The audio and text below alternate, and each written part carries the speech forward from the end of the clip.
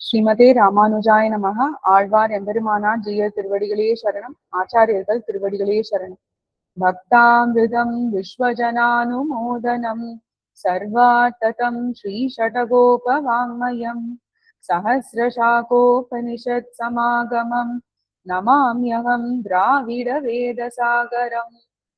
மிக்க இறை நிலையும் மெய்யாம் உயிர் நிலையும் தக்க நெறியும் தடையாகி தொக்கியலும் ஊழ்வினையும் வாழ்வினையும் ஓதும் குருகையர்கோன் யாழின் இசை வேதத்தியல்.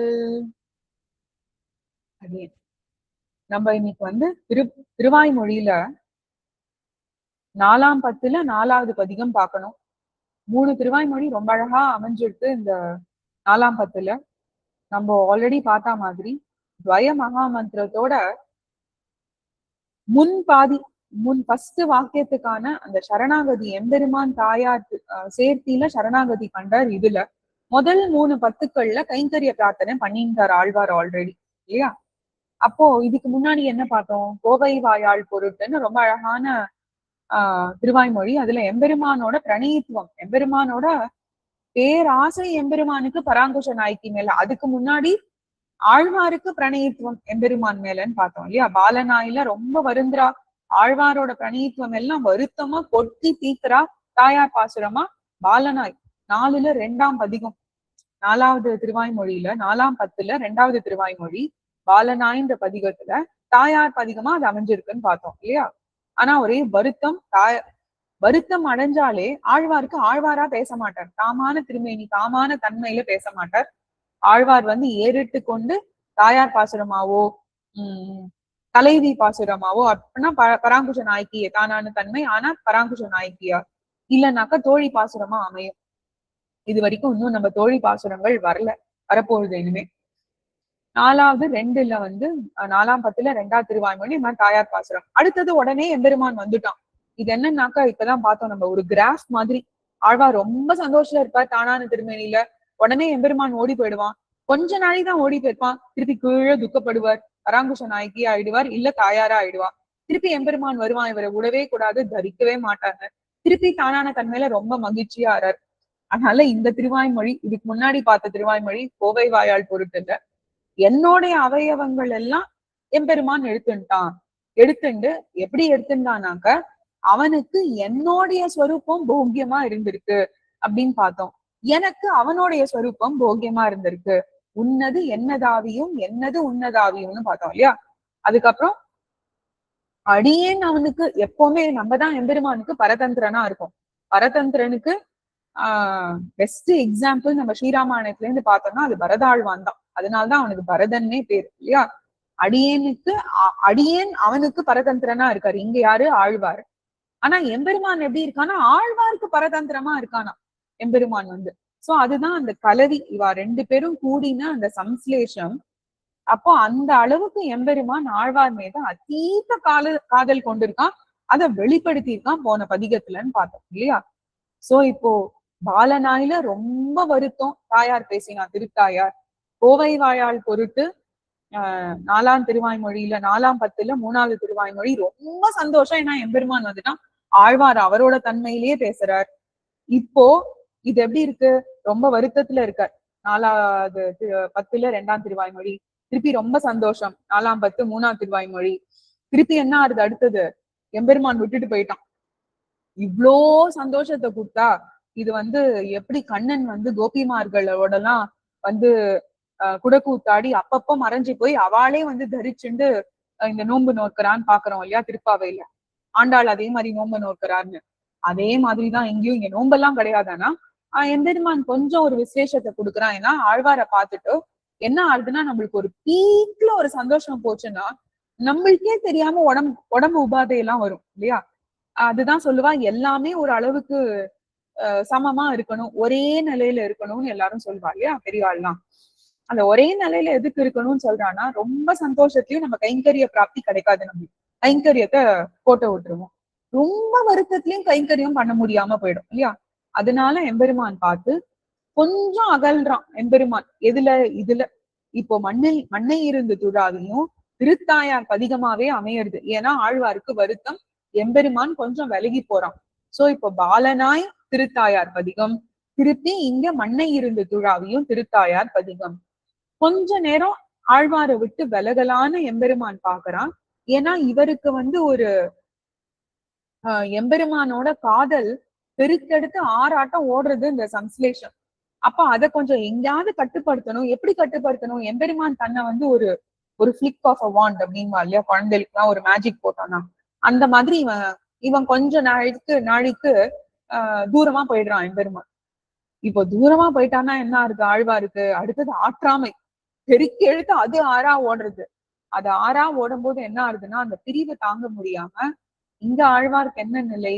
பிரிவு தாங்கவே முடியலன்னா ஆழ்வார் அவரோட நிலைமையில பேசவே போறதில்லை. ஆழ்வார் எம்பெருமானோட எம்பெருமானோட விசேஷத்தை திருத்தாயார் மூலமா தான் வெளிப்படுத்துறா இதுலன்னு பாக்கலாம். இதுல ரொம்ப அழகா ஒரு திருஷ்டாந்தம், இதை நம்ம பதவுரையிலும் திருப்பி பார்க்கலாம். அந்த இது எடுத்துன்னு வந்திருக்கேன் வரியே. என்னன்னாக்க ஒரு இங்கே கூட பாக்கலாம். நம்ம என்ன சொல்றாங்க இந்த இடத்துல, நம்பிள்ள ஈட்டுல ரொம்ப அழகா காமிச்சிருக்கான். அந்த ஈட்டு என்னன்னு அடியன் வாசிச்சுடுறேன், அதுக்கப்புறம் என்ன திருஷ்டாந்தம்னு சொல்றேன். அந்த திருஷ்டாந்தத்தை தான் இது எழுதியிருக்காங்க. இங்க அந்த கலவி இருக்கு இல்லையா, ஆழ்வாருக்கும் எம்பெருமானுக்கும், அக்கலவியை அல்பம் நெகிழ நின்றான் ஈஸ்வரன். நெகிழ நின்ற கொஞ்சம் தள்ளி போறான் எம்பெருமான். ரொம்ப கலவி ஆயிடுத்து, ரொம்ப சம்ஸ்லேஷம் ஆயிடுத்துன்னு. ஆனா என்ன ஆகுது இங்க? ஆனாலும் பிரிந்தது அவனையாகையாலே அது தன் காரியம் செய்தன்னி நில்லாதே. ஆற்றாமை மீதூர்ந்து, இந்ததான் திருஷ்டாந்தம். ஆற்றாமை மீதூர்ந்துன்னா அந்த விசேஷம் பிரிவு ஆழ்வாரால தாங்கவே முடியல. தனலுப்தனானவன் கிழிச்சீரையை கெடுத்தால் அத்தோடு போலியான முடிகள் எல்லாம் அவிழ்த்து பார்க்குமா போலே வைப்பாம் மருந்தாம் என்னும்படியே இவருக்கு க்ஷேம நிதியிரே அவன் அப்படின்னு சாதிக்கிறார். என்னது இந்த இடத்துல என்ன திருஷ்டாந்தம்னா, அந்த கிழிச்சீரை இப்போ நம்மளுக்கு எல்லாம் பர்ஸ் எல்லாம் வந்துருக்கு இல்லையா, நம்ம பைசா இம்பார்ட்டன்ட் விஷயங்கள் போட்டு வச்சுக்கோம்னா ஒரு பர்ஸ்ல போட்டு வச்சுக்கிறோம், அதுக்கு ஜிப் எல்லாம் வந்துருக்கு. முன்ன காலத்துல எல்லாம் அந்த பர்ஸ் எல்லாம் கிடையாதான். இப்ப கூட பாக்கலாம், நம்ம திடீர்னு யாராவது கோவில்ல பிரசாதம் கிடைச்சிருக்குன்னு வச்சுக்கோங்க, போனோடனே நம்ம அந்த முன்னாடியில ஒரு முடிச்சு போட்டுருவா, இல்ல ஒரு தனி தழுவம் வச்சுருப்பா. கோயிலுக்கு ரெகுலரா போறோம், அந்த தழுவத்துல போட்டு முடிச்சு போட்டுருவா இலைக்கு நடுவுல வச்சு. அந்த மாதிரி தனத்தை பைசாவை மொத்தம் ஒரு முடிச்சு போட்டு வச்சுட்டு இருக்கானா ஒரு துணியில, அது திடீர்னு காணாம போயிட்டு. தன லுப்தன்னா தனம் பேராசைன்றது இல்ல, தனத்துல ஆசை இருக்கக்கூடிய, யாருக்குதான் ஆசை இருக்காது பணத்துல இல்லையா? தன லுப்தன்னா ஆசை இருக்கிறவன் அர்த்தம். இப்போ இது காணாம போயிடுது. இந்த கிழிச்சேரை காணாம போயிடுது. அந்த மூட்டைய அவன் தேடிண்டே போறானோ. அப்போ தேடிண்டே போகும்போது பரவச சுவாமி ரொம்ப அழகா சாதிப்பார். ஒரு சிகப்பு கலர் துணியில அதை கட்டியிருக்கான்னு வச்சுக்கோங்க. அவன் அதை தேடிண்டு போகும்போது அது வரைக்கும் அந்த ரோடுலயோ அந்த வீதியிலயோ இடத்துலயோ எங்க தேடுறானோ சிகப்பு கலர்ல வேற எதுவுமே அவன் பார்த்திருக்க மாட்டான். ஆனா அவன் தேடும் போது பார்த்தேன்னா எல்லாமே சிகப்பு கலரா இருக்குமா. இதுக்கு சுவாமி ரொம்ப அழகா சொன்னார். சுவாமி சின்ன வயசுல விளையாடும் போது ஒரு பந்து, இது நம்மளே நம்ம பார்த்திருக்கலாம் குழந்தைகள் கிட்ட கூட, இல்ல நம்ம விளையாடும் போது விளையாடிந்தோம்னா, ஒரு வயல்ல பந்து தூக்கி போட்டுறோம்னு வச்சுக்கோங்க, அந்த பந்து சிகப்பு கலர்னு வச்சுக்கோங்க, இல்ல அந்த வயல்ல எல்லாமே பச்சை பசேல்னு தான் இருக்கும் இல்லையா, பச்சை பசேல்னு இருந்ததுன்னா. ஆனா அன்னைக்குன்னு பார்த்து ஏதோ ஒரு துணி கிடக்கும், அது சிகப்பு கலர்ல இருக்கும். பால் மாதிரியே பந்து மாதிரியே வேற ஏதோ ஒண்ணு சிகப்பு கலர்ல இருக்கும். இத போய் தேடுறோம்னு போய் ஒண்ணுத்தையும் அவிழ்த்து பார்ப்போம். அவிழ்த்துனா அது ஒண்ணும் முடிச்சு அவுக்கிறதுன்றது கிடையாது. என்ன இருக்கு நகர்த்தி பார்ப்போம் இல்லையா அந்த புல்ல. அந்த மாதிரி ஆழ்வாருக்கு இப்ப அப்படிதான் இருக்கான். எம்பெருமான் காணாம போயிட்டான் இல்லையா. இப்ப அந்த பந்து எம்பெருமான் காணாம போச்சுன்னா என்ன அர்த்தம்? இங்க பந்துன்ற எம்பெருமான் இங்க காணாம போயிட்டான். அப்ப ஆழ்வாருக்கு என்ன ஆகுது? ஒண்ணு, எதை பார்த்தாலும் எம்பெருமான்னு சாதிக்கிறாரா ஆழ்வார். எதை பார்த்தாலும் எம்பெருமான், இல்லைன்னா எதை பார்த்தாலும் எம்பெருமானோட சம்பந்தப்பட்ட பொருள்னு நினைக்கிறாராம் ஆழ்வார். அப்படி எப்படி எது காமிக்கலாம்? ஒண்ணு மலைனா அந்த குன்னத்தை நோக்கி எல்லாம் நெடுமாலே வா என்று பகவானே அந்த குந்தம் தான், மலையே அந்த பெருமாள் தானே சாதிக்கிறார். இல்லையா அந்த பாம்பு போகுது, இந்த பாம்பு போய் தான் ஆதிசேஷன் போகுது, எம்பெருமான் அது மேல சயனித்துக்க போறான் அப்படின்னு அந்த நிலைய பார்த்து அருகில் யாராவது வருவா இல்லையா, வருவா போறவா எல்லாம் பார்த்து நம்ம திண்ணையில உட்கார்ந்து இருந்தோம்னா யாரோ போனா எப்படி இருக்க அப்படின்னு கேட்போம்ல, அந்த மாதிரி திருத்தாயார் எப்படி இருக்கன்னு கேக்குற தன்னோட வருத்தத்தை புலம்ப ஆரம்பிச்சிடுறா அவ கிட்ட. அதுதான் இந்த பதிகமா அமைஞ்சிருக்கு, மண்ணை இருந்து துழாவின்ற பதிகம். சரி, இப்போ இந்த இதை மட்டும் கண்டினியூ பண்ணிடலாம். அந்த தனலுப்தனானவன் கிழிச்சீரையை கெடுத்தான்னா தொலைச்சிட்டான். அத்தோடு போலியான முடிகள் எல்லாம் அவிழ்த்து போலியான முடிகள்னா ஃபால்ஸா, ஓ இதுதான் என்னோட கிழிச்சேரியோ, இதுதான் வந்து என்னோட மூட்டையோ அப்படின்னு பாக்குறானா. அவிழ்த்து பார்க்குமா போலே வைப்பாம் மருந்தாம்.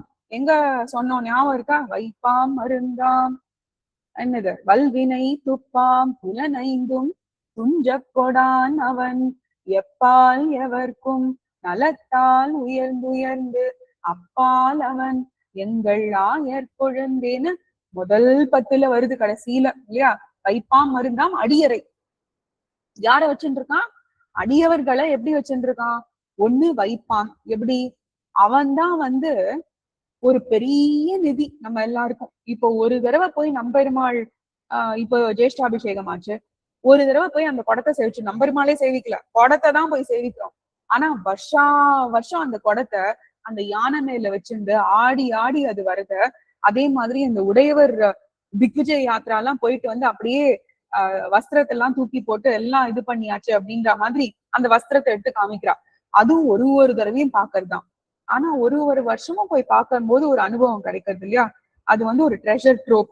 இந்த வருஷம் ஒரு அனுபவம் கொடுத்தான்னா அடுத்த வருஷம் அதே அனுபவம் தான் எம்பெருமான் கொடுப்பான்னு சொல்ல முடியாது. ஆனா அதே உற்சவம் தான், அதே ஜேஷ்டாபிஷேகம் தான் இல்லையா?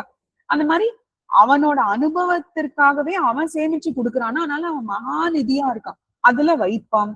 அப்புறம் மருந்தான்னா என்ன? எம்பெருமான் தான் எல்லாத்துக்குமே மருந்து.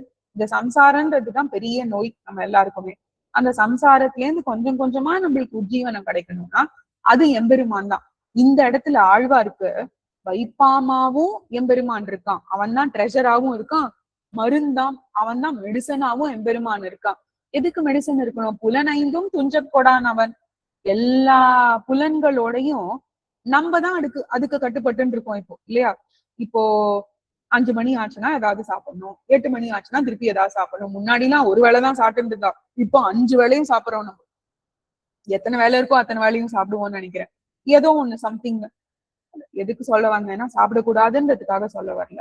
அந்த புலன் இப்ப டயர்ட் ஆகுது, போயிட்டே இருக்க முடியறதா கோவிலுக்கு? எம்பெருமான அன்வைச்சுட்டே இருக்க முடியறதானே? அன்வைச்சுட்டே எல்லாம் இருக்க முடியல நம்மளால. அந்த மாதிரி நம்மளோட புலன் 5க்கும் நம்ம அடக்கமா இருக்கோம் இல்லையா? ஆனா அதுல இருந்து நம்மள வெளியில கொண்டு வரவன் அந்த எம்பெருமான் தானே. வைப்பாம் மருந்தாம் அப்படின்ற அந்த பாசுரத்தை இந்த அவதாரிக்கையில நம்பிள்ளை ரொம்ப அழகா எடுத்து காமிக்கிறார். வைப்பாம் மருந்தாம் என்னும்படியே இவருக்கு க்ஷேம நிதியிரே அவன். க்ஷேம நிதி யாரு? எம்பெருமான் தான் ஆழ்வாருக்கு பெரிய மகாநிதி. அந்த வைப்பாம்ல காமிச்ச மகாநிதி மாதிரி இதுல ஆழ்வாருக்கு எம்பெருமான் மகாநிதி. ஆகையாலே அவனோடு சதிருஷ பதார்த்தங்களையும், இதுதான் இம்பார்ட்டன்ட், அவனோடு சதிருஷ பதார்த்தங்களையும் சம்பந்தி பதார்த்தங்களையும்.